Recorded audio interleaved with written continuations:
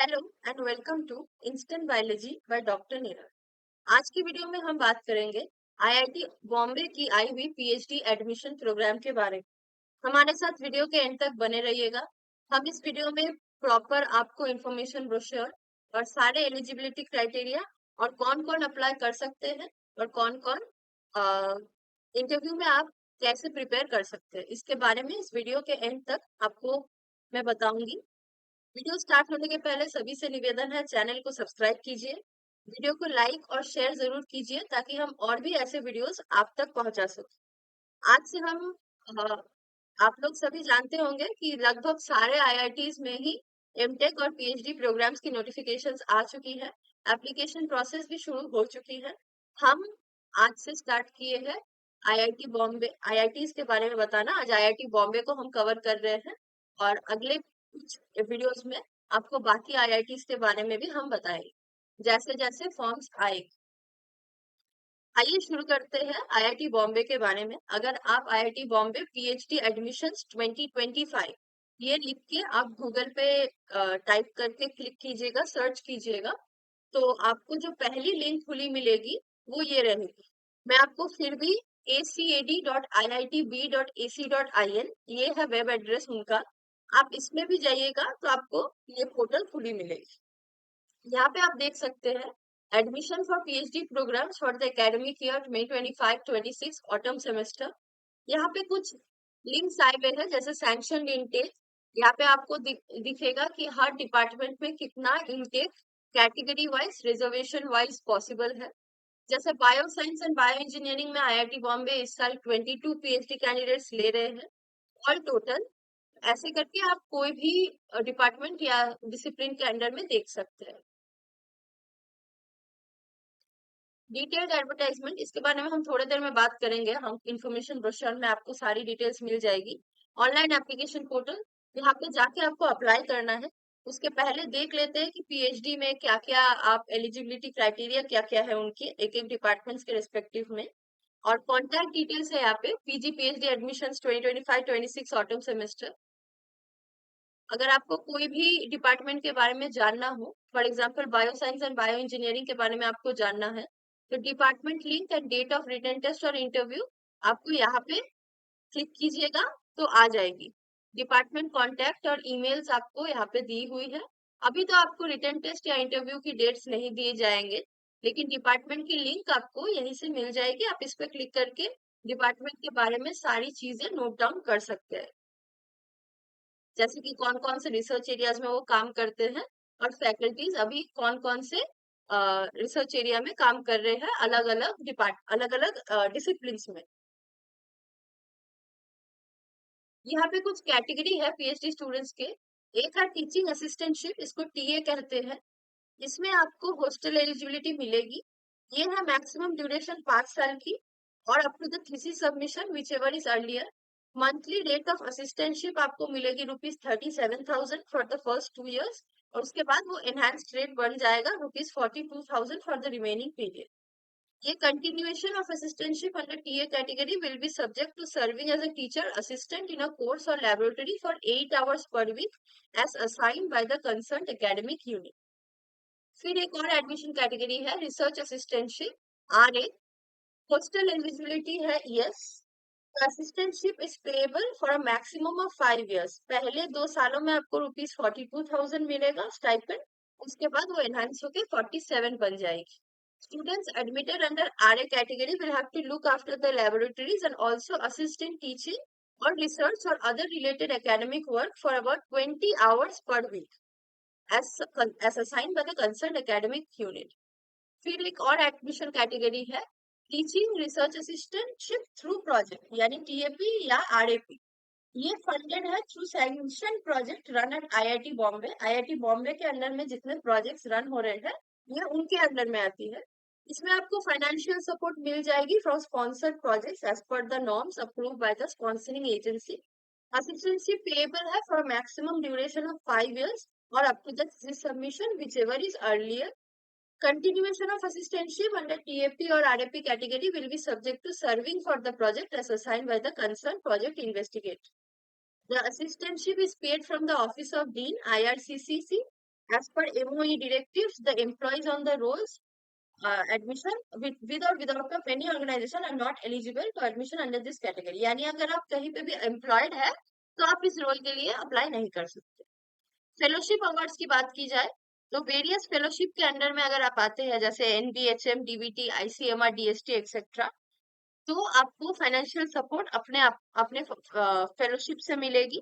अ valid junior research fellowship award letter मिलेगा आपको from the government या semi government agencies, example CSIR, UGC, DAE, DST, DBT, NBHN, or the amount and duration of the fellowship will be specified by the awarding agency, and disbursement and continuation of the fellowship will be subject to as per the norms specified by the awarding agency or specified by IIT Bombay.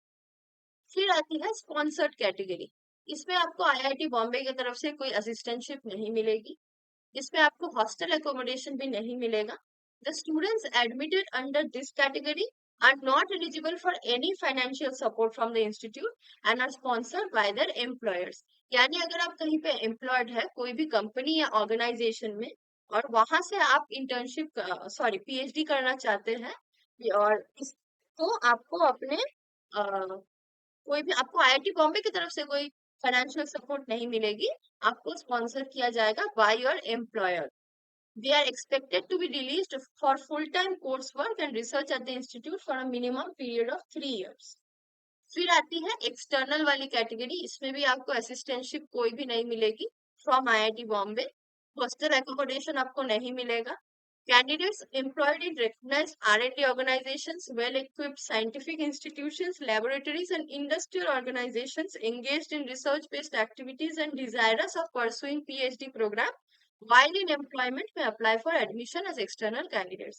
यानी अगर आप कहीं पे काम कर रहे हैं कोई भी R&D ऑर्गेनाइजेशन या लैब में या इंस्टीट्यूशन में या कोई इंडस्ट्रियल ऑर्गेनाइजेशन में in research based activities and साथ ही साथ आप PhD परस्यू करना चाहते हैं while you are in employment, तो आप इस कैटेगरी से PhD कर सकते हैं।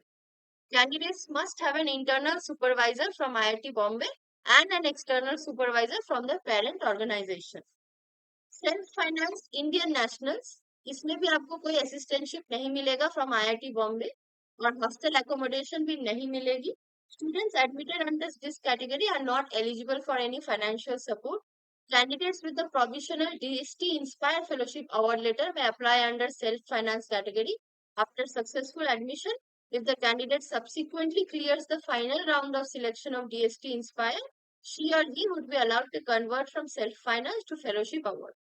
यानी कि अगर आप DST Inspire Fellowship Award आपको मिल रही है तो आप इस सेल्फ फाइनेंस इंटरनेशनल ये वाली जो कैटेगरी है इस पे फॉर्म भरिएगा, क्योंकि एडमिशन सक्सेसफुल होने के बाद आपका कैंडिडेचर सक्सेसफुली कन्वर्ट हो जाएगा DST इंस्पायर में अगर आप सिलेक्टेड होते हैं तो, क्योंकि आपको सेल्फ फाइनेंस से फेलोशिप अवार्ड तक मिलने शुरू हो जाएगी। या फिर candidates were released from the governmental or educational institutions on study leave for a period not less than 3 years for doing research work can seek for admission under this category. फिर है self finance foreign nationals, ये foreign nationals के लिए है। Foreign nationals with Indian Council for Cultural Relations award, यहाँ पे आपका assistance मिलेगा फ्रॉम ICCR, ये इसमें sponsored by the government and award scholarships by them, they should apply for admission through Indian embassy in their country. फिर institute staff of IIT Bombay, project staff, college teacher, ये भी कुछ positions आए हुए हैं along with PhD categories. अब information brochure देख लेते हैं। तो ये रही इंफॉर्मेशन ब्रोशर, ये आपको मिल जाएगा यहीं पे एडमिशन पोर्टल में, आप देख सकते हैं इंफॉर्मेशन ब्रोशर, इस पे आपको क्लिक करना है। आप जैसे इस पे क्लिक करते हैं आप इस पे आ जाइएगा। इंफॉर्मेशन ब्रोशर है ये PhD एडमिशंस के बारे में। गौर कीजिएगा यहाँ पे PhD के बारे में ही सिर्फ और सिर्फ सारी चीजें लिखी हुई है। अगर आप मास्टर्स कैटेगरी है तो आपको दूसरे ब्रोशर डाउनलोड करनी होगी। आइए देख लेते हैं कुछ इंपॉर्टेंट चीजें। सबसे पहले तो एप्लीकेशन फॉर्म फुल्ली ऑनलाइन है और ये आपको मिल जाएगी ऑनलाइन एप्लीकेशन पोर्टल में, मैं आपको वो थोड़ी देर में दिखाने वाली हूँ। एप्लीकेशन फी की बात की जाए तो वुमेन कैटेगरी के लिए 150 रुपीज फी है अगर आप एप्लीकेशन फी टाइम में भरते हैं तो 150, एक्सटेंडेड पीरियड में भरते हैं तो ₹650। SC ST PWD कैटेगरी के लिए एप्लीकेशन फी है 150, और अगर आप एक्सटेंडेड पीरियड में भर रहे हैं तो 650। बाकी सारे कैंडिडेट्स के लिए एप्लीकेशन फी है 300, अगर आप एक्सटेंडेड पीरियड में भर रहे हैं तो 800। फी आप पे कर सकते हैं बाय SBI इंटरनेट बैंकिंग और online payment system, and you do not have to submit the printed copy of the application. Applications without online payment details will not be considered. Application fee non-refundable है। You can apply for up to 3 discipline specializations. यानी कि अगर आप ज्यादा से ज्यादा 3 departments में priority wise apply कर सकते हैं। Along with your application, you have to submit a statement of purpose or a research proposal as required by an academic unit. आपको एप्लीकेशन फॉर्म भरते टाइम सारे लगभग इंस्टीट्यूट्स में जहाँ पे भी आप पीएचडी के लिए अप्लाई कर रहे हैं, खासतौर के से आईआईटीज और एनआईटीज में, आपको एसओपी या फिर रिसर्च प्रपोजल देनी पड़ेगी एप्लीकेशन फॉर्म में। इसके बारे में हमें एक चीज आपसे बतानी थी, 1 मिनट। आप सभी जानते होंगे हमारी जो कंपनी है समाधान लाइफ साइंसेस, हम कुछ दिनों से एक प्रोग्राम शुरू किए हैं जिसका नाम है उड़ान इंडिया प्रोग्राम। इस प्रोग्राम के अंडर में हम आप सभी स्टूडेंट्स को जो बाहर पढ़ने के लिए इंटरेस्टेड है, बाहर as in not only foreign but also in Indian reputed institutes such as IITs और बाकी आइजर्स और एनआईटीज वगैरह, जहाँ पे आपको आपकी आपकी पूरी इंटरव्यू और फिर आपकी एसओपी, आपकी एप्लीकेशन फॉर्म बहुत ही फोकस से आपको बनानी पड़ती है, क्योंकि वहां से स्क्रीनिंग होने का एक डर रहता है। तो सबसे पहले तो मैं कहना चाहूंगी कि हमारी जो सर्विसेज है, हम बेसिकली आपको एक गाइड करते हैं थ्रू योर यूनिवर्सिटी एप्लीकेशंस। आपको अप्लाई कैसे करना है उसकी पूरी गाइडेंस हम आपको दे देते हैं। उसके बाद आपको ये एसओपी, रिसर्च प्रपोजल, जैसे कि मैंने कहा आईआईटी बॉम्बे के लिए, बहुत ये सिर्फ आईआईटी बॉम्बे के लिए नहीं है, लगभग सारे इंस्टीट्यूट्स में अगर आप पीएचडी के लिए अप्लाई कर रहे हैं तो आपको देनी पड़ेगी। साथ ही साथ सीवी प्रिपरेशन, ये सारी चीजों में हम आपकी हेल्प करते हैं। ये सारे डॉक्यूमेंट्स बहुत ही इंपॉर्टेंट है और ये आपको अपने सारे फॉर्म्स में काम आएंगे। इसी के साथ आपको इंटरव्यू की भी प्रिपरेशन हम करवा देते हैं। हम मॉक इंटरव्यूज कंडक्ट करते हैं और हमारे एक्सपर्ट्स आपको टिप्स और ट्रिक्स सिखाते हैं फॉर सक्सीडिंग इन इंटरव्यूज। इसके लिए आपको सबसे पहले क्या करनी है, अगर आप इंटरेस्टेड है तो आप हमें बुक कर सकते हैं। हमारी पहली जो कंसल्टेशन है उसकी फी है ओनली ₹299 फॉर 45 मिनट्स। आप जैसे ही हमारे कंसल्टेशन बुक करते हैं, आप हमारे सर्विसेज अवेल कर सकते हैं। सबसे पहले हमारे एक्सपर्ट्स आपके साथ जुड़ेंगे और आप अपने जो भी पसंदीदा इंस्टीट्यूट में अप्लाई करना चाहते हैं उसके एप्लीकेशंस के बारे में हमारे एक्सपर्ट्स आपकी मदद करेंगे। तो अगर आप इंटरेस्टेड है तो आप हमें कांटेक्ट कर सकते हैं इस दिए हुए नंबर पर 8299134528, या फिर आप हमें ईमेल कर सकते हैं @samadhanlifesciences@gmail.com। आइए अब वीडियो में कंटिन्यू करते हैं वीडियो। तो जैसे कि मैंने कहा, आपको रिसर्च प्रपोजल देनी होगी। अगर आप एडीसीपीएस के अंडर आते हैं तो यहाँ पे कुछ चीजें लिखी हुई है, ये पढ़ लीजिएगा। अगर आप मैनेजमेंट के लिए अप्लाई कर रहे हैं, मैनेजमेंट को पोस्ट के लिए, तो यहाँ पे कुछ चीजें लिखी है। ह्यूमैनिटीज एंड सोशल साइंसेस के लिए ये है educational technology, Desai city school of entrepreneurship और सेंटर फॉर क्लाइमेट स्टडीज। अगर आप इन कुछ चीजों में अप्लाई कर रहे हैं तो आपके लिए कुछ चीजें यहाँ पे मेंशन है, पढ़ लीजिएगा। यहाँ पे कुछ चीजें हैं जो आपको अपने पीएचडी एप्लीकेशंस में अपलोड करने ही है, वो मस्ट है। Scan version of photograph, scan version of signature, अपने लास्ट सेमेस्टर्स के मार्कशीट और result awaited candidates have to upload their latest previous semester marksheet, caste certificates if applicable. Economically weaker sections candidates need to submit EWS certificate issued by competent authority, PWD certificate if applicable, sponsorship certificate if applicable. Please upload sponsorship certificate. If not available, then attach self-declaration letter stating that the sponsorship certificate will be given at the time of interview or admission. अगर आप project staff या institute staff के लिए apply कर रहे हैं तो आपको नो ऑब्जेक्शन सर्टिफिकेट देना होगा, letter of recommendation from the principal investigator या फिर office incharge at the time of application. साथ ही साथ स्टेटमेंट ऑफ पर्पस ये सबको देनी है, a sample of writing if applicable, research proposal if applicable, as a single file irrespective of the number of disciplines. OBC and non creamy layer candidates के लिए कुछ चीजें यहाँ पे मेंशन्ड है, ईडब्ल्यूएस कैंडिडेट्स के लिए भी। तो ये आप यहाँ से देख सकते हैं, पीडब्ल्यूडी कैंडिडेट्स या रिजर्वेशन कैंडिडेट्स के बारे में कुछ चीजें लिखी है। यहाँ पे गौर कीजिएगा, merely fulfilling eligibility criteria doesn't entitle a candidate to be called for the test and or interview. Admission is based on GATE or written test or interview performance in addition to general eligibility criteria. Applicants must also satisfy eligibility criteria specified for respective departments. यानी कि बस eligibility criteria fulfil करना ही आपको entitle नहीं करता है कि आपको टेस्ट या इंटरव्यू के लिए बुलाया जाएगा। एडमिशन बहुत सारी चीजों में बेस्ड होती है, जैसे कि आपकी गेट की स्कोर, रिटन टेस्ट, इंटरव्यू की performance and additional general eligibility criteria.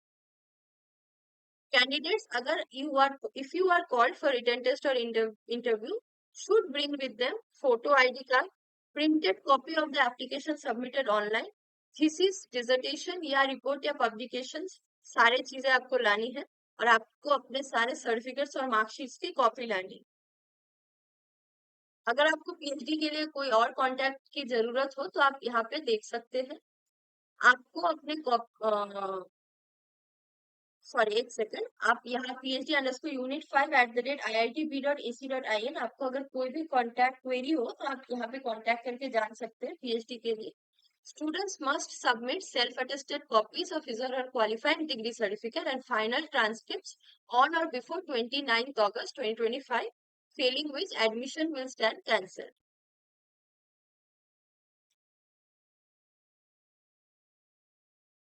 यहाँ पे टेंटेटिव स्केड्यूल है पीएचडी एडमिशन की, वो आप यहाँ से पढ़ सकते हैं।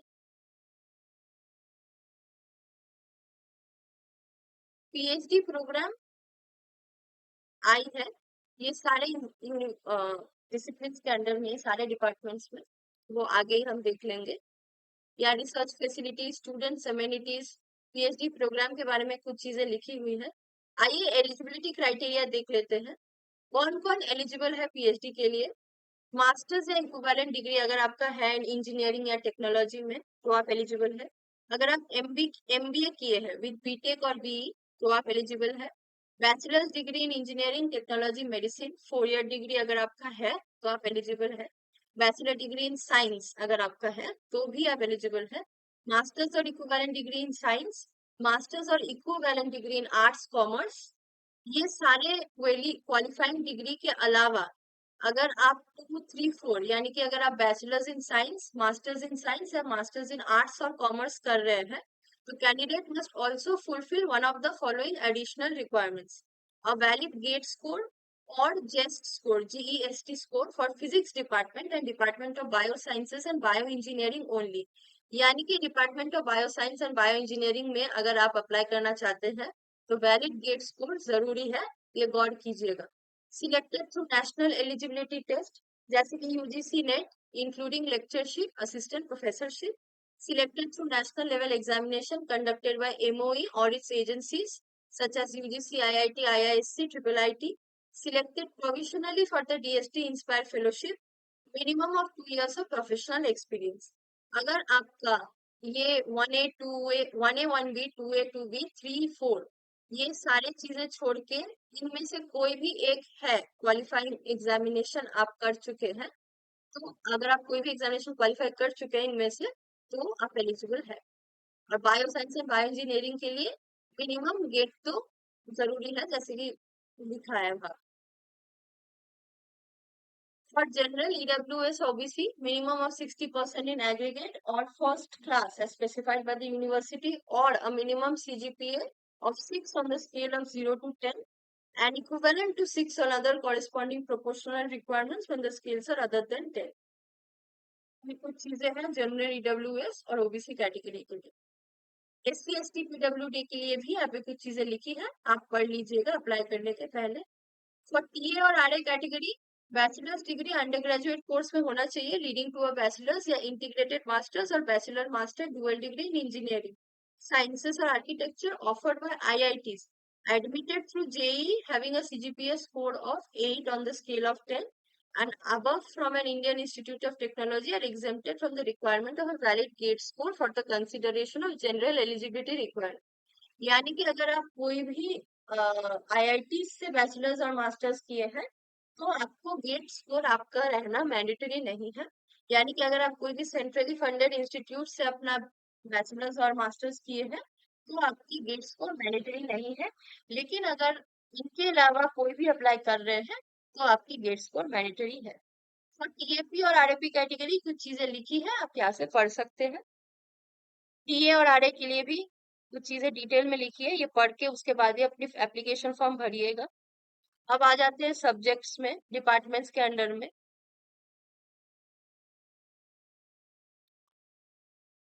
यहाँ पे arrow science in aerospace engineering में पीएचडी आई हुई है। यहाँ पे है bio science and bio engineering. इसमें आपकी एलिजिबिलिटी की बात की जाए तो एमटेक या एमई होना चाहिए, इक्विवेलेंट डिग्री इन बायोटेक्नोलॉजी।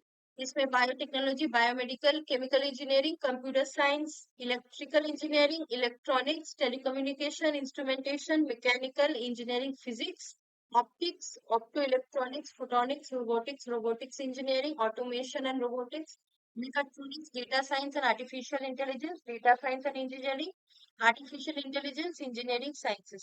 इसमें से कोई भी अगर आप कर रहे हैं इनमें किसी में भी एमटेक तो आप एलिजिबल है।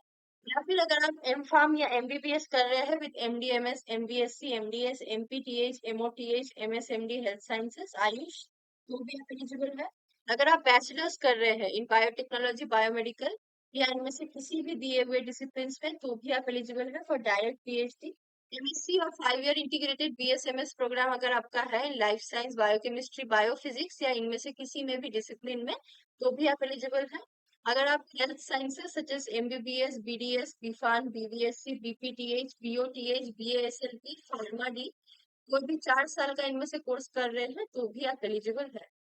आप रिसर्च एरियाज देख लीजिए, आप अपना रिसर्च एरिया चूज कर लीजिएगा क्योंकि एप्लीकेशन फॉर्म में आपको ये भरनी पड़ेगी। रिसर्च एरिया आप चूज करने के बाद उसको एप्लीकेशन फॉर्म में डालिएगा। बायो साइंसेस में है, बायोमेडिकल इंजीनियरिंग में भी कुछ चीजें हैं। बाकी सारे डिपार्टमेंट्स में यहाँ पे दी हुई है। अगर आप इंटरेस्टेड है अप्लाई करने के लिए तो आप यहाँ से पढ़ सकते हैं। सब्जेक्ट वाइज बहुत ही अच्छी तरीके से एलिजिबिलिटी क्राइटेरिया और साथ ही साथ आपकी रिसर्च एरिया क्या है उसमें आपको पूरा डिटेल्स में दी हुई।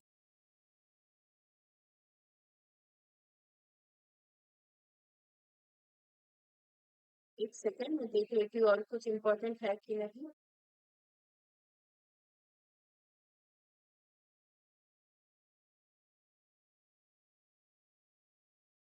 ये स्पॉन्सरशिप लेटर की फॉर्मेट है for full time PhD candidates. ये है employers letter for PhD candidates joining on study leave.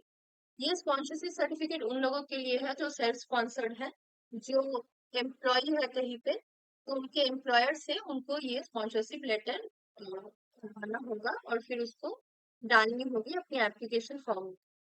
ये एम्प्लॉयर्स लेटर है, relieving an employ on study leave, sponsorship certificate for PhD external registration, no objection certificate from college, university for PhD applicant under college teacher category।